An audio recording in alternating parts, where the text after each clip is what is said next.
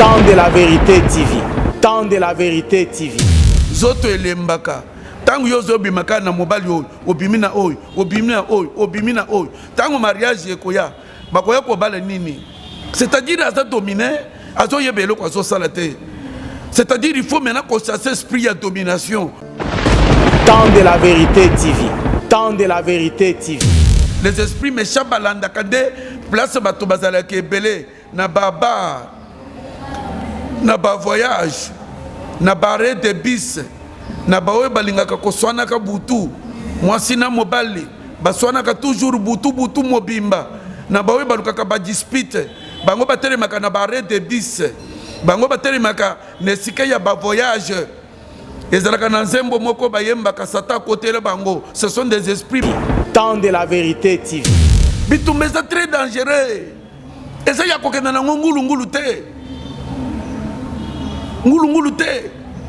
Il y a les lots makelele partout, combat combat combat. Les lots tomoni même ba mususu ba bimisi ministère ya combat spirituel. Mon frère, tika Bible parmi les 5 ministères, ministère ya combat spirituel les alités. Ezate papa. Na Bible nini? Tant ya vérité yangoyo. Parmi les 5 ministères, yo la kisanga ministère ya combat spirituel. Ezalaka na Bible nini? Papa, boko nous soigne. Temps de la vérité TV. Temps de la vérité TV. Le lobi tumbeke yanzoto. Ya ke mutazo ibisa munini ke soko sakari na ngai na ko bamba yo na se na ye oyepe na butu ko kuti Yesu na ngai. Lukutana yo. Eza yanzoto te. Oko bamba ye na se na moi. Na butu Yesu na yo Yesu akoyate. Yesu akoyate. Moko pa meka kibongo te. Kaka toujours na problème na baninga soko ye na ko beta yo. Nga sare boye. Na butu pe oye Yesu na ngai. Aibi. Ayo kaka na butu na tolwana tu. Allez abandi. Ono te Jésus fait. Tango azobele le fait. Ayo ki tu wana ko bima kasi tu. Na minute a changé comme na Yesu. Boya na confié mais belele Yesu. Temps de la vérité TV. Temps de la vérité TV. Je vous demande de vous abonner vite, de vous abonner massivement. Vous aurez des prédications, les enseignements sur la crainte de l'Éternel. Retour à la parole du Seigneur. Voilà notre chaîne. Pourquoi tu hésites? Abonne-toi. Le Temps de la vérité TV. Et vous serez très bénis avec les enseignements du révérend pasteur Abakouk Biaï HBB. Que Dieu vous bénisse. Shalom, shalom, peuple de Dieu. Les lots, toujours partager, nabino sur le combat spirituel. Au des fois, au bengaka, normalement, ils allaient résister au diable. Parce que la Bible dit résister au diable, il le fera loin de vous. Des fois, au bengaka, combat spirituel, pitumba. Yamolimo naza besoin bisiko zwami olanda biso na boke binyonso parce que tokolobela sir ba parti ebele ndengi ni mutu akolonga pe bitumba ya molimo pe bitumba ya molimo ewuti wapi tozo banda na livre ya Ephésiens chapitre 6 toko banda na 10e verset. Bible lobby au reste. Fortifiez-vous dans le Seigneur et par sa force toute puissante. Et revêtez-vous de toutes les armes de Dieu afin de pouvoir tenir ferme contre les ruses du diable. Awa Bible zoye bisabiso que au reste na oye tikali. Même temps ba disciple bazalaki na Christ sur place. Christ azalaki ko sala nyonso. Un jour le diable a réclamé Pierre. Mais Christ a dit qu'il a intercédé pour fois na yo kitate parce que Satan a réclamé yo pour anika yo ndenge banika ka fufu. Mais j'ai intercédé pour toi parce que zalaki ta o Christ azalaki na bango elongo azalaki pe ko bundela bango bitumba tango bazali ko réclamer bango. Mais eye ko koma na tamoko o Christ sengeli akende pe akendeki. Mais tango akeyi azane eloko yo atikeli biso na oye tali bitumba ya molimo ya liboso ezali ya ke mutu nyonso il faut se fortifier mutu nyonso azala makasi na bitumba ya molimo il faut kozala makasi, fortifiez-vous dans le Seigneur. Bomikembisa kati na nkolo. Pona nini il faut komikembisa? Parce que bitumba wana ezali anzoto na makilate. Muto yo tozo bundana ye. Ukoyeba yete. Soit à cause de kako yo benga kasheri, soit à cause de peut-être moi no yo teli motema, mobile yo teli motema, moi si yo teli motema. Ndazali à la base ya bitumba ya molimo. Oyo peut-être yo zo comprendre te. Ce qui torobi que bien bitumba ya molimo c'est très dangereux. Ce qui est dans yanzoto c'est-à-dire okoyeba ennemi. Mais o ya molimo ozo yeba ennemi na yote. C'est pourquoi les bitumba moko très compliqué. C'est pourquoi Bible robi revêtez-vous de toutes les armes de Dieu afin de pouvoir tenir ferme contre les ruses du diable. Il faut mutu adara revêti na ba arme nyonso ya Yahweh Nzambe parce que pour oser la ferme contre ba ruse nyonso ya diable. C'est-à-dire qu'on déjà bazo pese déjà comment vaincre parce que comment vaincre le diable. Mais dans un premier temps tokolobelesir l'organisation ya Satan. Satan tango uti na lola akiti na sa mokili a s'organiser. Asali eloko tozo benga organisation. Tozo tole mena organisation na à partir ya 12e verset. Car nous n'avons pas à lutter contre la chair et le sang. C'est-à-dire bazola kisake tozo bundana mai na makilate. Mais contre les dominations. C'est ça la première partie. Catégorie à liboso. Tango Satan aye asali première partie otozo benga domination. Domination ezali nini? Domination ezali esprit et dominer mutu nyonso. Mutu nyonso na sa mokili azalaka dominer quelque part. Président dominé, premier ministre dominé, pasteur dominé, évangéliste dominé. Mutu nyonso Satan abundaka a dominé mutu nyonso sur la terre. C'est pourquoi abibisa qui première catégorie ya ko dominer mokili. Ndenge zamba lobaki apesi biso pouvoir ya ko dominer mokili, Satan pe aye asali catégorie na ye ya liboso. Ya que il faut mokili oyo to dominer yango. Nde tomoni mena na partie ya liboso ya organisation ya Satan abimisi branche ya liboso ya ko dominer mutu nyonso. Ya mibale contre les autorités. Asali na organisation na ye ba autorité. Tokotale autorité ezali nini? Autorité ezali tangwaye akoti nakacha mutu akodomine ye nanute mais azo dominer sur les esprits. Azo zomena autorité sur les esprits. Or que nakacha domination azo dominer esprit ya mutu. Mais les autorités ezali esprit baye bazo sala pouvoir kati na mutu bazo zomena autorité c'est que basali bokonzi na bango kati na mutu bazana premier ministre bazana président azali premier ministre azali c'est que bazo landana na ba ministre ba bourgmestre ba gouverneur bazali c'est que na kati les autorités ezali kamobimba loko de nege tozana kanchati tozana bakan ezali ebele. C'est que Satan aye l'esprit aye et sali bokonzi na bango kati na mutu. C'est ça deuxième catégorie. La troisième catégorie contre les princes de ce monde de ténèbres. Prince de ce monde de ténèbres est la troisième catégorie. Yé azo travailler entre lola na mokili. Azo kanga biloko mibale ya liboso ezali prière. Ya mibale ezali réponse na kati organisation. Peuple de Dieu bolandanga bien.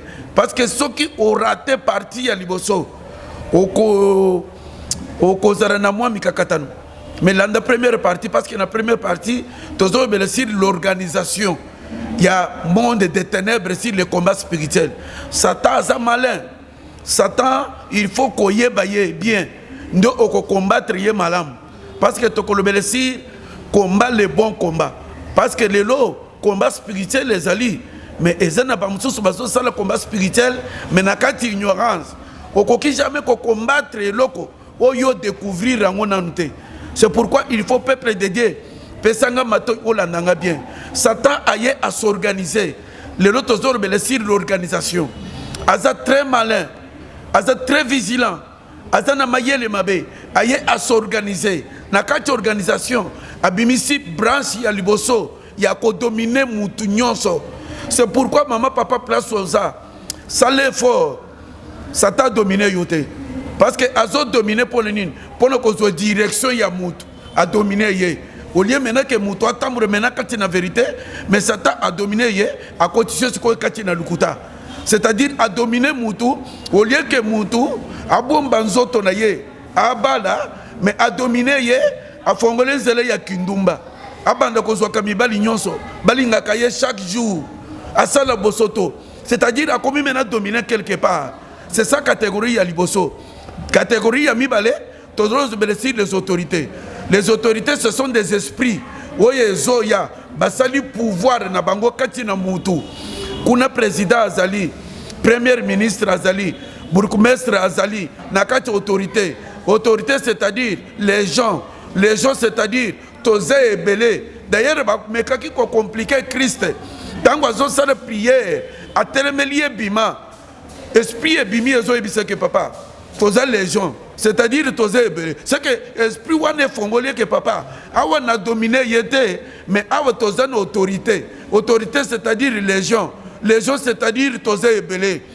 Ndeba ebise que papa. Est-ce que au ko limbise biso mwa muke? Au bois que biso ata na bangulu. Parce que toze et belé, na ngulu te, na bangulu. Tangu Yesu a permettre que babi mabake na bangulu. C'est que babi make belé, bangulu pe bazala ke belé, même kolongulu wana, asala ki perte mokolo wana. Ce que c'est l'autorité moko, ngulu moko elingi et ça la perte. Mais le code bazala ki autorité deuxième catégorie, c'est que asala ki ba perte ya bangulu nyonso. C'est-à-dire na famille na bino, soki ba mwana na bino, ndeko na bino, akotani na ba autorité. Place na ye ekozala na cimetière parce que soki mutu akutani na ba autorité akozwa liboma bakuluna bakutani na ba autorité ezalaka na maladi mususu tobengaka maladi ya ndeke kifwafwa maladi wana ezalaka eutaka na ba autorité soki bakoti kati na mutu babaniko kwa isaye na mai babaniko kwa isaye ozo sentir que mutu na biso moyen to récupérer lisusu ezate. Des fois, ce sont des autorités. Il faut qu'il y ait une organisation. Parce qu'on ne peut jamais attaquer la prière et le combat. Aussi, la prière et le combat, sans qu'il y ait une définir, qu'il y ait une organisation. Il faut qu'il y ait une partager, qu'il y ait non, esprit de domination. Oyo, a une autorité. Oyo, les princes de ce monde de ténèbres. Oyo, les esprits méchants. Parce que c'est partagé dans 4 parties. Première partie, domination. Les esprits moko et dominer mutu. Et l'ongoli mutu, sens normal. Mutu a commis un sens où est normalité. Sens où est normalité. Est-ce que toi tu es ici? Que moi, c'est une balité. Moi, je suis balité. Bali chaque fois. Aza dominer l'esprit moko. Il y a implicité. Oyezo me maïna bosoto wana. Aza dominer. Azo sale loko azo yebate. Parce que nyonso azo sale wana. Eza perte ya temps. Zoto elembaka. Tangu yozo bimaka na mobali oyo. Obimina oyo. Obimina oyo. Obimina oyo. Tangu mariage yekoya. Bakoya ko bale nini. C'est-à-dire aza dominer. Azo yebe loko azo salate. C'est-à-dire il faut maintenant qu'on chasse l'esprit de domination pour montrer un sens malade. Il y a mis les autorités dans quatre organisations. Les autorités, ce sont des esprits. Oui, ils ont belé. Basali pouvoir katina mutu. Bazana président, bazana vice-président, bazana gouverneur. C'est que ce qui va tomber na kati ou bien président, le premier ministre, ndozo mona mutu wana zo koye maladi andeke. Ndezo mona mutu wana libome komi makasi parce que ba oyo bazakati na ye baze belé wana bazo swana kati na mutu ndo moni mutu akoyi maladi ya kifwafwa maladi ya ndeke mutu akoyi a s'agiter c'est que quelque part autorité bo bazakati na ye ba yokanité sote ba pesi moko mission accomplir mission wana te soki ba bandi ko gangela ye ozo mona ndeko na bino azo kweya azana ba autorité. Il faut qu'on y ait qu'on définir, qu'on y ait qu'on examiner, Combat spirituel, il faut qu'on examine. Combat spirituel, ce qu'on s'allait en ngulu, bakolonga yo. Mais il faut qu'on y ait une organisation. C'est-à-dire, la deuxième partie, c'est les autorités. Les autorités, c'est les gens. Les gens, c'est-à-dire, Toza et Belé. Et Belé, on a basali pouvoir na bango. Bazana président, bazana vice-ministre, bazana gouverneur, bazana na batunyo so pouvoir. Quand kolo mobimba, mais na kacha mutumoko. Nous sommes les Tozana bakuluna. Bango bakutani na autorité. Malade qui faut faire malade andeke. Et ce sont des autorités. Liboma, ce sont des autorités. Deuxième catégorie. Troisième, contre les princes de ce monde de ténèbres. Hier, Azo travaillé entre Lola et Mokili. Nathan Tozana prince ya Perse. Parce que Zala Kimboka ya Perse. Satan ata soki azakati na yote. Azana makoki ya ko combattre yo na kati organisation. Daniel azala ki possédait. Mais à côté qui na blocage, il y a ba prince, il y a Perse. Perse, c'est-à-dire, ezala ki na mboka ya Perse. Mais awa bazo définir bango na les princes de ce monde de ténèbres. Prince, le corps biso na Congo RDC, il y a biso prince, il y a RDC. Il faut qu'on combattre yé à travailler entre Lola na Mokili. Daniel a sali prière, mettant aux réponses yé, prince ya Perse, a kanga qui réponse na yé, yazalaka entre Lola na Mokili, na troisième catégorie. Quatrième catégorie, tozana les esprits méchants dans les lieux célestes, bango, batambolaka elongo, bakotaka kati na batute, parce que na kati organisation, ba se partager na deux catégories, domination, autorité, kati na batu. Mais prince ya monde des ténèbres, na les esprits méchants, bango ba travailler kakati na batute. Les esprits méchants balanda kade place bato bazala ke belé na baba na ba voyage na barre de bis na bawe balinga ka koswana ka butu mwasi na mobali baswana ka toujours butu mobimba na bawe baluka ka ba dispute bango batele maka na barre de bis bango batele maka nesika ya ba voyage ezalaka na nzembo moko bayemba ka sata kotele bango. Ce sont des esprits méchants. Bango bazala ke ebele bakutana ki pe na Yesu ayibisi bango ke buti wapi bazolo ba ke tozo parcourir mokili. Les esprits méchants batambulaka na une minute me mokili mobimba bazala ka esprit moko etambolaka rapidement dans quelques minutes parce que bazo répondre Yesu to uti ko parcourir mokili mobimba. C'est que bazui pe information ya mokili mobimba bayebi ke oyo azo voyager lelo bayebi ke baoyo bauti ko swana bayebi ke oyo butu bayokana kite ye wana bimi bazolanda ye sima po kutana na likama. Les esprits méchants, quatrième catégorie, bango balandelaka ba information, bango balukaka bato ba disputaka butu nyonso, bango balukaka ba information ya mabe, bango bakendeke ba place oyo bato batele maka ebele pona ko luka ba information pona ko tala esprit na bango eza nini koyeba bazo luka nini soki bayoki ke na kati esprit na bango lelo tozo bundisa bango balingaka biloko ya bongo ya batu mwasi na mobali na butu ba décision kaka ya mabe lobi nazo kende pai na biso. Les esprits méchants balingaka bato ya bongo yo na ko boma yo. Les esprits méchants balikaka biloko ya ndenge wana. Quatrième catégorie, bango bazalaka les esprits méchants bakutana kina Yesu atuni bango bauti wapi tozo parcourir mokili batambolaka na mokili na minute na seconde moko bakotambola bazui ba information. C'est pourquoi dans la vie il faut éviter ba dispute ya butu, il faut éviter ba place moko o monique place oyo bakuluna bazali mutu moko ba problème moko ezali awa ko vanda place ya bongo te parce que l'esprit méchant balukaka ba place ya ndengwana. Zamba tuni bango est-ce que bomulinga Job baibise que papa d'ailleurs na minute oyo na tant tozo parcourir mokili toleka ki epai na ye mais moyen tokota na vie na ye ezalaki te eloko to découvrir epai ya Job papa loboko na ye ezalaki likolo na ye tolingi to menacer ye to crimacer ye loboko na yo ezalaki likolo na ye Pourquoi le boko na Nzambe ezalaki likolo ya Job? Parce que Job azalaki kobanga Nzambe. Na combat spirituel, mon frère, au bundaka pe mabe, tokolobele sur le faux combat. Okoki jamais combattre Satan dans le péché, non. Okolonga yete. Okolonga yete. Nakata masumu babundaka te. Nakata masumu okolonga Satan te. Les esprits méchants okolonga bango te. Parce que babenga ko bango les esprits méchants, 4e catégorie. Bango balandaka batu. Bango batambolaka soki batu balali. Bango balekaka na bapangu nyonso pono kozwa information. Surtout lopango na bino bomoko ezalaka te. Lopango moko ezalaka toujours ba dispute. Lopango bongo ko vande te. L'esprit méchant bakoya na lopango oyo. Bako détruire bénédiction ya lopango oyo. Ya bato bazala toujours ba problématique. Bato balalaka toujours na bakanda. Pona nini Bible robike ko lana na kanda te. Kanda 2 jours, 3 jours, 4 jours, 1 mois, 2 mois.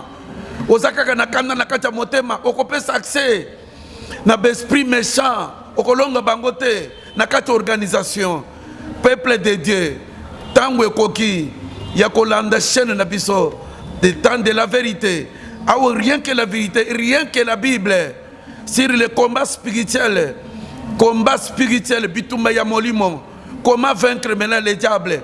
C'est pourquoi tu bandit dans la première partie il faut être vraiment attentif. Il faut lande biso na boke binyonso koyeba organisation. Satan a s'organiser pour combattre yo, même so kaza na quantité a combattre yo, parce que Daniel a qui possédait te, mais na organisation na bango balonga kiye ba maîtriser ye. Mais pour na kolonga il faut koyeba vraiment peuple de Dieu ngonge koki ya kolanda enseignement sur le combat spirituel, le lotolobeli sur première partie organisation. Satan est bien organisé pour alonga toujours mutu alonga biso.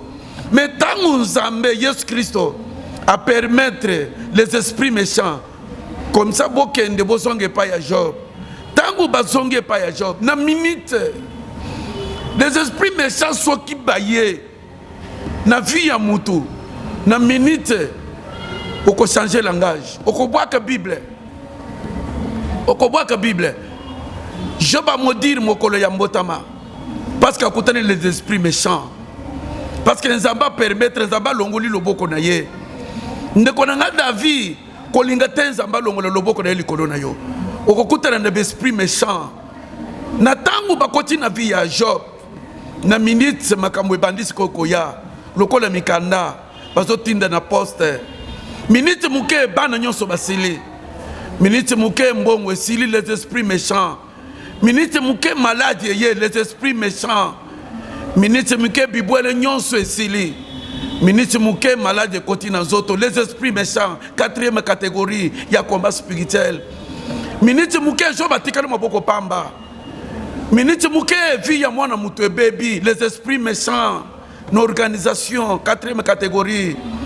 Parce que le boko dans Nzambe longwa ki likolo ya Job.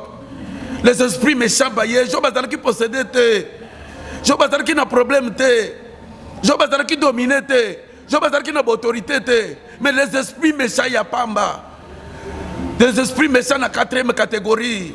C'est pourquoi la Bible dit que car nous n'avons pas lutté contre la chair et le sang, mais contre les dominations. C'est que bazo fongo de biso. Bitumbe c'est très dangereux. Et ça y a kokena na ngulu te. Ngulu te. Il y a les lots makelele partout, combat.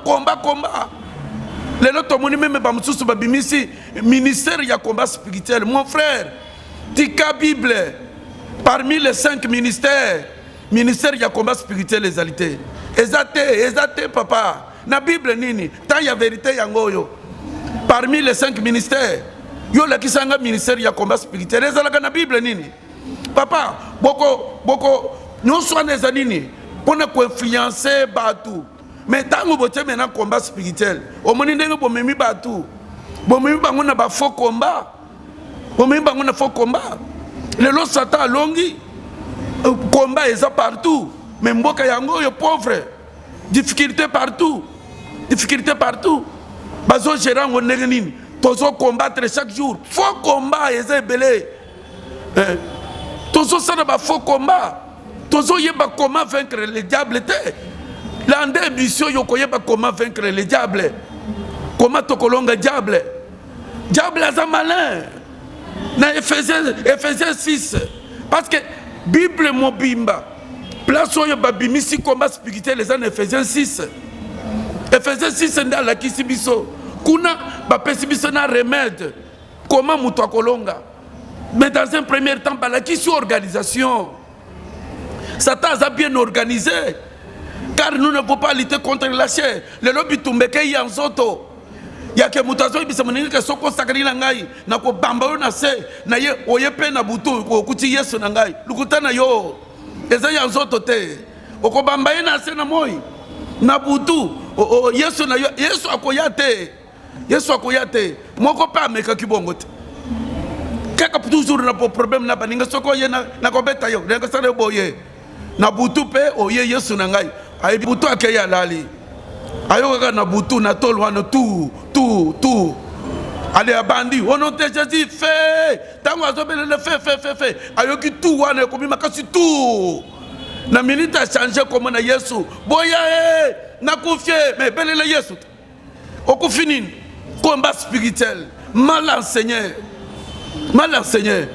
ngonge koki ya vérité tant de la vérité landa tant de la vérité oko maîtriser ça toko maîtriser ye tokolonga ye comment vaincre le diable pour na kolonga ye il faut que ye bananu ke azali organiser dans un premier temps abimisi les dominations première catégorie deuxième catégorie les autorités la troisième catégorie les princes de ce monde des ténèbres azana yaye musala quatrième catégorie les esprits méchants dans les lieux célestes tala quatre catégories mibale ezana katia batu mibale eza libanda ya batu azo travailler prince torobika azo travailler entre lola na mokili pona kokanga lo sambo ya pété pe kokanga réponse yo utake pa ina nzambe le prince de ce monde des ténèbres ye avandi entre lola na mokili.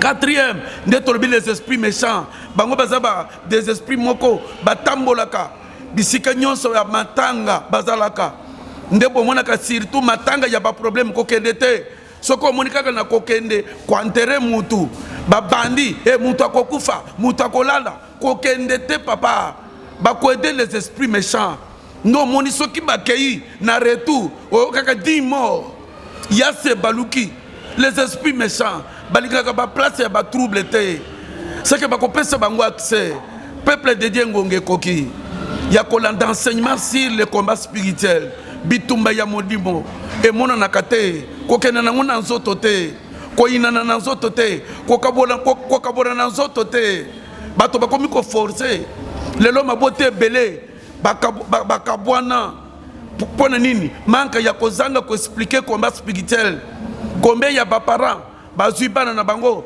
babwaki bango na bawenze babwaki bana na balabala nini bayebisi ke il faut na bwaka yibitu mwana eza ya molimo za nzoto te il faut koyeba commander nini okolonga zamba pesa biso nzele ya kolonga na Ephésiens 6 landa bien na deuxième partie oyezo landa à part organisation tokosima deuxième partie comment vaincre le diable ndenge nini tokolonga Ephésiens 6 après si biso ndenge nini tokolonga bitumba ya molimo zamba atika biso balonga biso te mwana nzambe zaba kolonga yete sata kolonga yote mwana nzambe sata longa kayete Job balonga ki yete même na catégorie les esprits méchants bakutaki loboko na nzambe likolo ya Job apkaka nzambe ye moko nda longola ki loboko nde les esprits méchants bakutaki na vie ya Job pour ne détruire vie ya Job.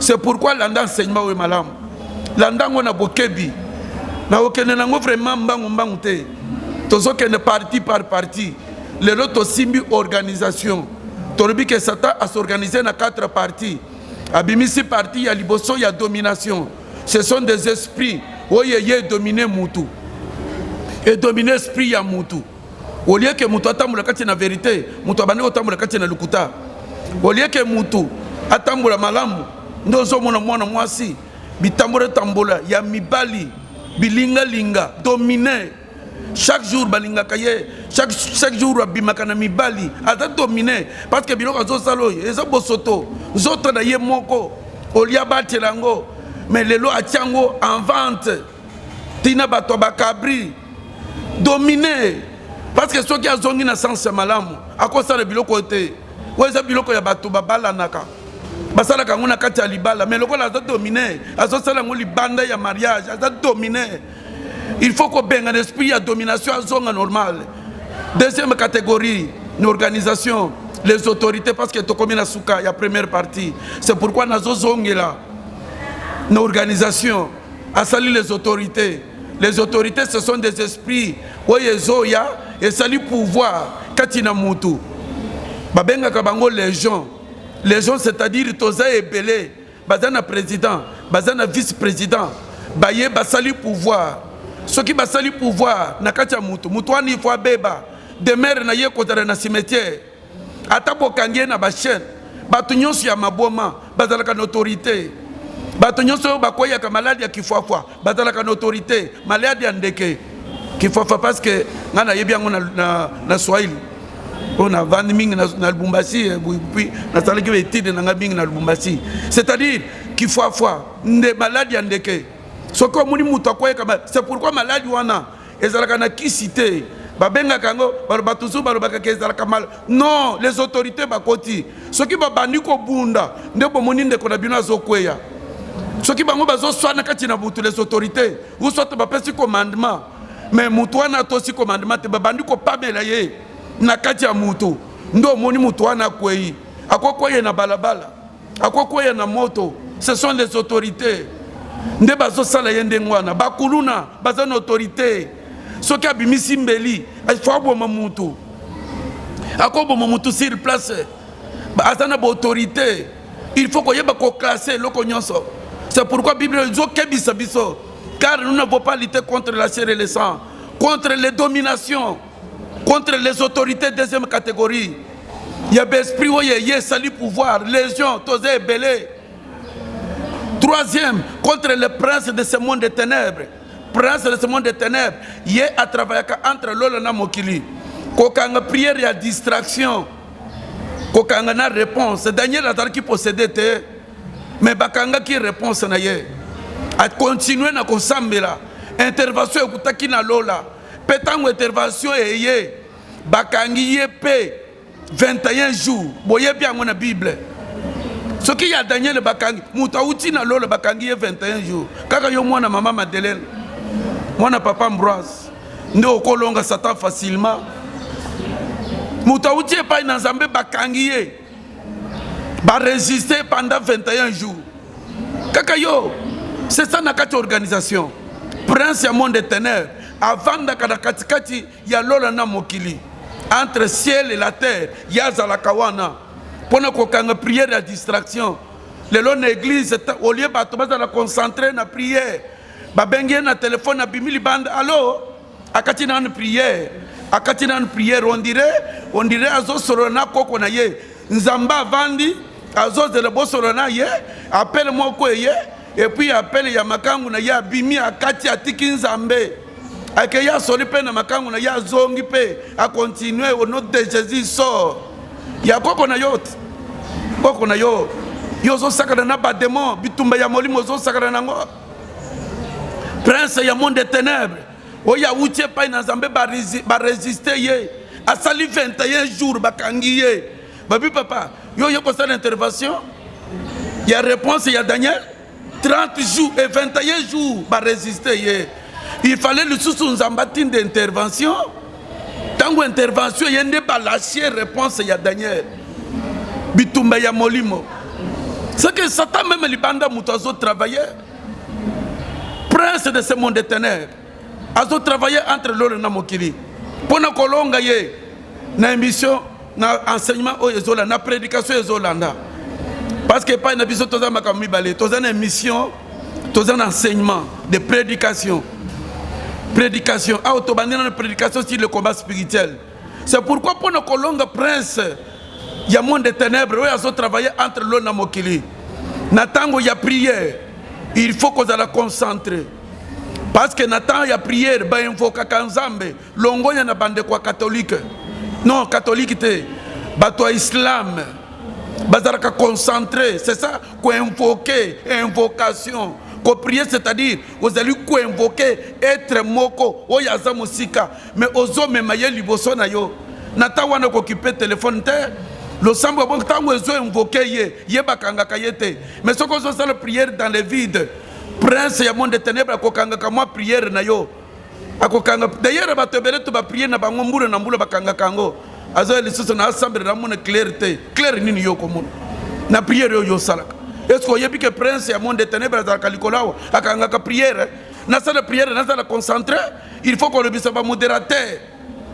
Chaque fois na prière bozo kota na ba téléphone. Mais attention, prince à monde des ténèbres, Azali wana pour nous distraire même na téléphone, qu'on distraire yon na moana, qu'on distraire yon na makama mususu. C'est pourquoi Yesu appelle ça qui condition. Il y a que celui qui olingo sambre, le côté na chambre kanga, chambre wana eza chambre là la kawana te, eza chambre ya motema. Bisika ba problème ezali, longo libanda, côté na kati ya motema na yo, kanga miso, ça la concentrer, kanga téléphone. Ça l'a concentré pour ne pas invoquer Nzambe. Quand ça la prière ya makasi, elle est prince wana. Et comme na maboko ya Nzambe, pour Nzamba peut ses réponses. Mais aux autres semble na distraction. Pe ona na bundi mingi na sambeli mingi na zozo réponse te. Prince monde des ténèbres basakana ye. Catégorie ya suka, les esprits méchants. Oyo Nzamba Yesu Masia tinda ke pa ya jo. C'est ça organisation. À se partager dans 4 parties. C'est pourquoi l'anda émission et prédication de Zolanda, toko rebelle maintenant sur comment vaincre maintenant les diables, malgré asa organisé. Mais derrière ni tokolonga ye, derrière ni tokolonga les dominations, les autorités, les princes de ce monde des ténèbres et les esprits méchants dans les lieux célestes. Ephésiens 6 yangomoko et kobimisa vérité. Pone le lo na sukelia, Nzambe ya lola apambula yo. L'anda toujours tant de la vérité. Parce que rien que la vérité.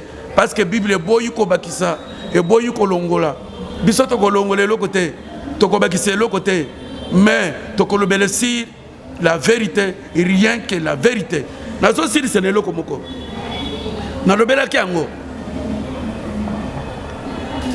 Comme ministère ya combat spirituel n'existe pas. Tout ça l'erreur. Parmi les 5 ministères, ministère ya combat spirituel les alités. Et comme le ministère ya mutute. Moi na Nzambe nyonso, Nzamba pesier pouvoir ya combattre Satan, ko combattre bitumba ya molimo. Ko komi sango ministère na yote. Ya que combat spirituel ezalakate papa. Parmi les 5 ministères, ministère ya combat spirituel les alités tokolo belango. C'est que moi na Nzambe nyonso azana pouvoir wana. Boko misango ministère lokola domine lokola ministère songolo bangonde baza vraiment bazo maîtriser Satan bitum non. Moi na Nzambe nyonso ya ndimeli Nzambe azana pouvoir ya côté le diable ya ko combattre pe bitumba ya mulimu pe kolonga to sukelia Nzambe na lola apambula moko na moko. Je vous demande de vous abonner vite, de vous abonner massivement. Vous aurez des prédications, les enseignements sur la crainte de l'Éternel. Retour à la parole du Seigneur. Voilà notre chaîne. Pourquoi tu hésites? Abonne-toi. Le temps de la vérité TV. Et vous serez très bénis avec les enseignements du révérend pasteur Abakouk Biaï HBB. Que Dieu vous bénisse.